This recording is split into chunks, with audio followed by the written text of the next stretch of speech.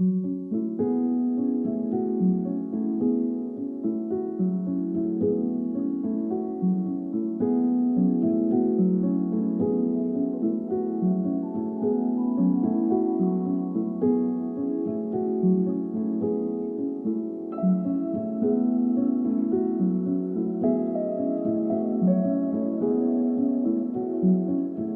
name is Chad Gravelle. I'm a RCMP officer, been a member for 15 years.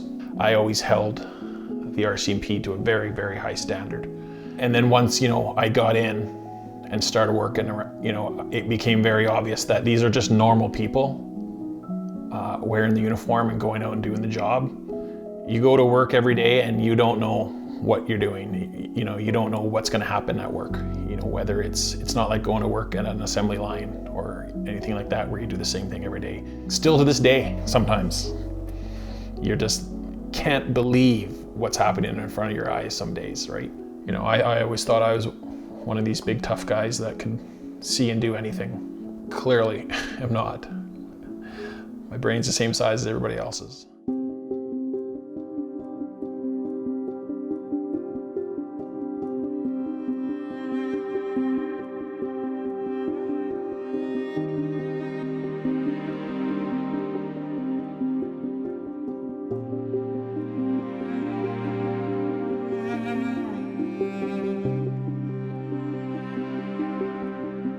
I wish I would have just addressed all of this years and years before. I wish there would have been something in place where it's like, you're gonna be a policeman or police officer.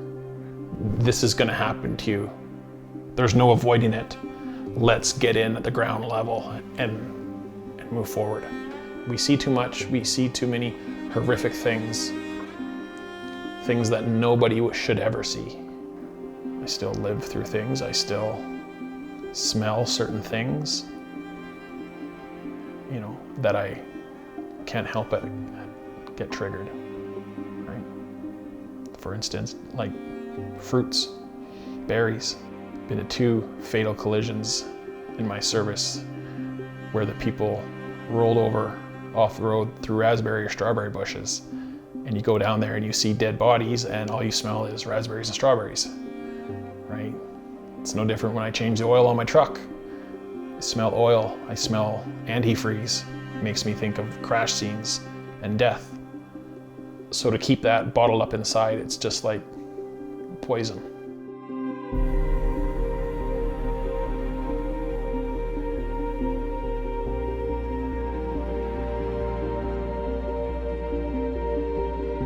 My family life started to get bad. I have 2 beautiful children, and there's times when I thought I should be happy, I should be excited about this or that, or going to a figure skating event, going to a hockey game, but I didn't. Or I'd go and I'd be the only one sitting at the very end of the rink just by myself, not wanting to deal with a single person, right?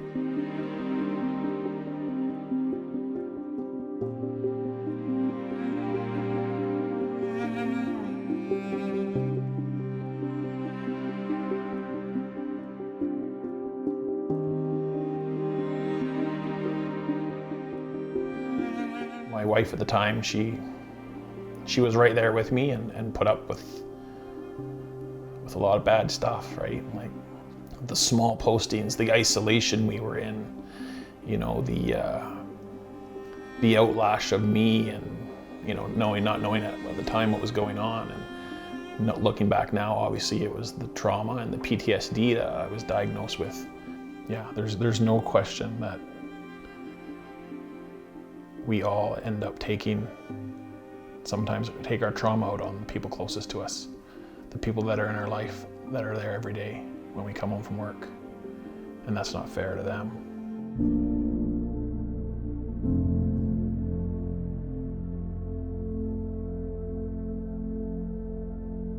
I didn't think anything was wrong. I didn't think I was doing anything wrong. I thought all these other people are, my wife is overreacting. My children are overreacting.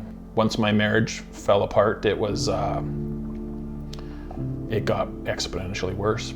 I should have been off work a long time.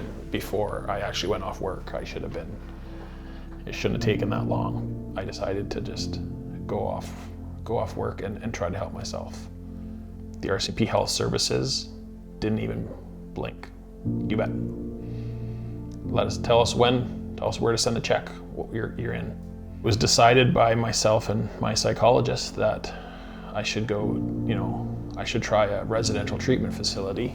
I talked to some people that were in similar institutions before I went, and their advice was just go there and be honest, be open to getting help. And I was, and it helped. It definitely changed my life. It saved my life for sure.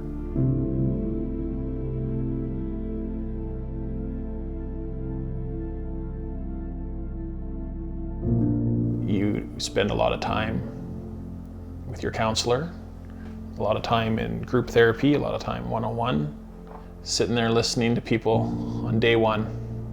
I remember sitting there and hearing people's stories and hearing what they were saying and coming to the realization that, oh my goodness, it's not just me. It's not just me that feels like this. It's all these 10 people that I'm in here with are also have these same feelings, have these same experiences. You're confronting some of the most traumatic and horrible times of your life, trying to heal and move forward. It's not easy. It saved my life. 100% saved my life. And moving forward out of rehab is just getting back to work. I'm back to work full time now. I still struggle. I still have bad days, but at least I'm able to recognize, for the most part, what's going on and what's happening and how to deal with it. It's a battle every day trying to remember what you've learned and move forward. And sometimes there's relapses. Sometimes it doesn't work out well. But trying to just move forward every day, it's hard.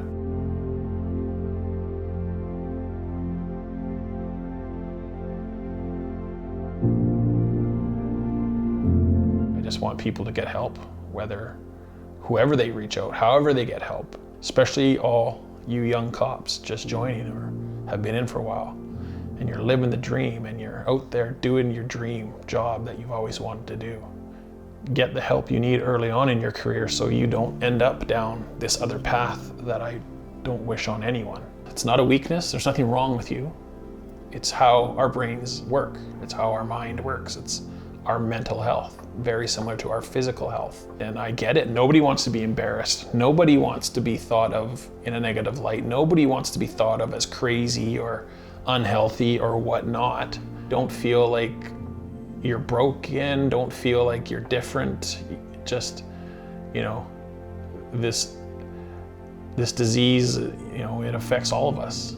What am I trying to achieve? I don't know. I guess I'm fed up with cops killing themselves.